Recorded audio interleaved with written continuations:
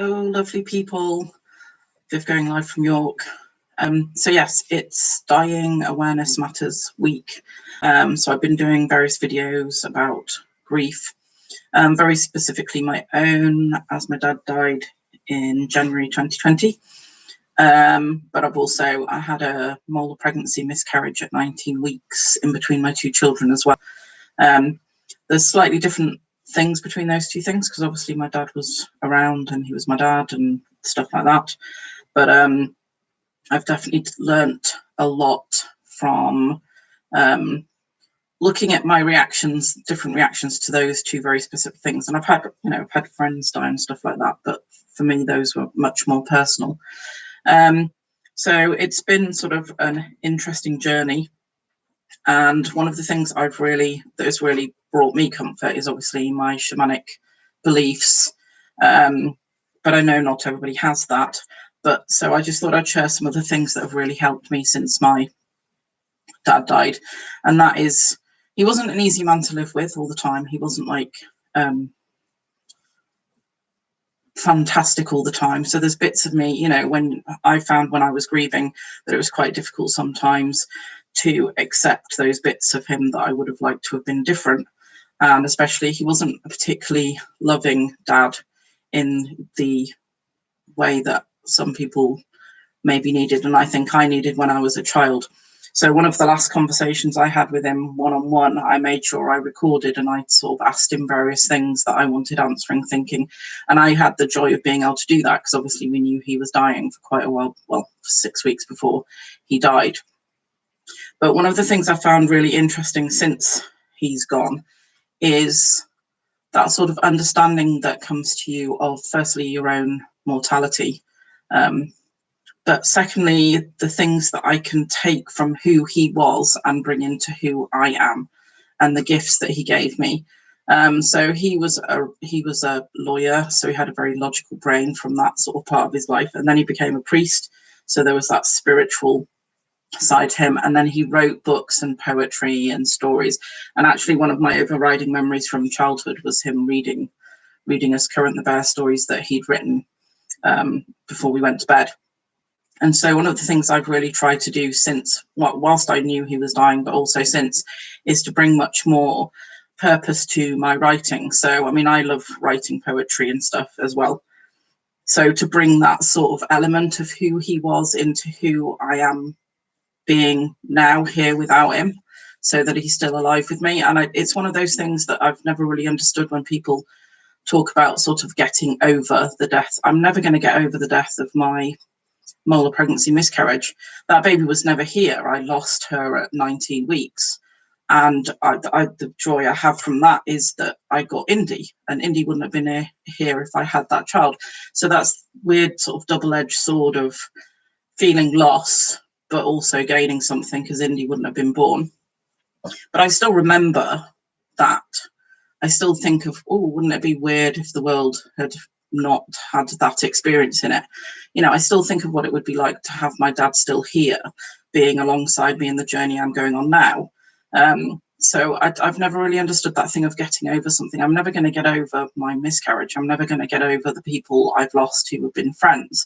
I'm not going to get over losing my dad. What I want to do is bring him into my existence now and move forward with him not being here, but still an awareness that he was, and those memories that I carry with me, and those things I can bring into the legacy that he's left behind of the person that he was, but also the legacy that I'm taking with me to remember him and still talk about him, and still, have those thoughts of, I wonder what my dad would think about that, or, dad would really like that, or even the things that I do. So I'm quite ritualistic because of my shamanic belief, and I think we all have our little ways of dealing with things. So I know some people have told me that they love making if they've lost a kid, they love making their kid's favorite meal and just thinking what they would be like if they were around, or if you've got a recipe from your childhood that reminds you of your parents, or if you go if you had a repeating holiday and you think, it'd be really nice to go there,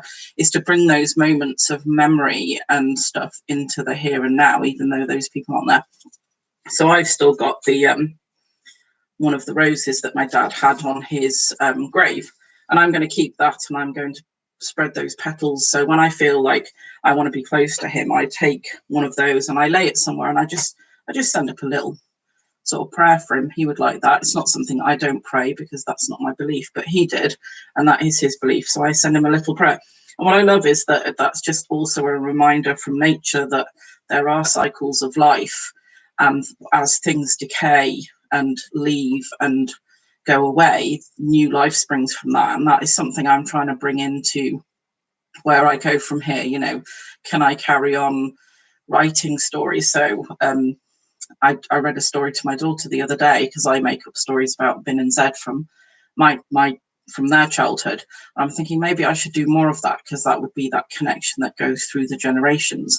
And then that idea that actually in some places time doesn't actually exist. So also these sort of ideas of dreaming. I know a lot of people who dream about the people who have left them, their loved ones who aren't here anymore, and get little messages from them and stuff like that. So I just wanted to share some of the things that I've been thinking about, especially this week in Dying Matters Awareness Week. Yeah, I don't like the idea of moving on. I don't want to move on. I want to move forward with the memory of my dad and take that sort of with me and keep talking about him and keep having those good memories and keeping those things alive.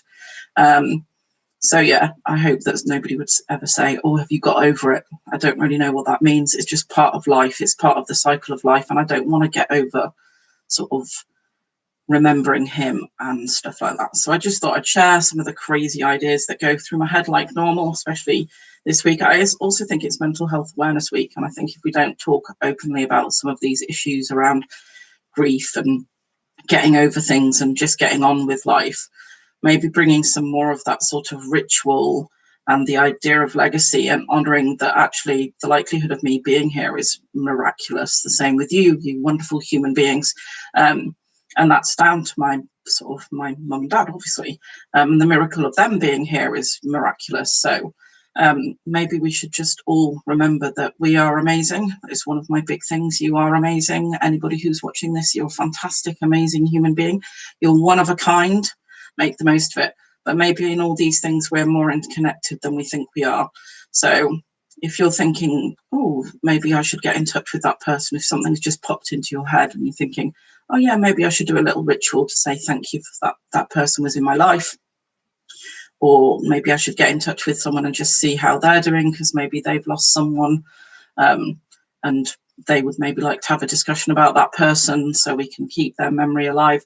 Then do that now. I'm putting that out there to you. Maybe something pops into your head as you're listening to this.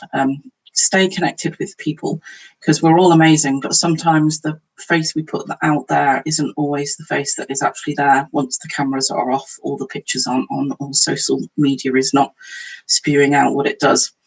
So anyway, remember, you're all amazing human beings. I think you're all fantastic, one of a kind.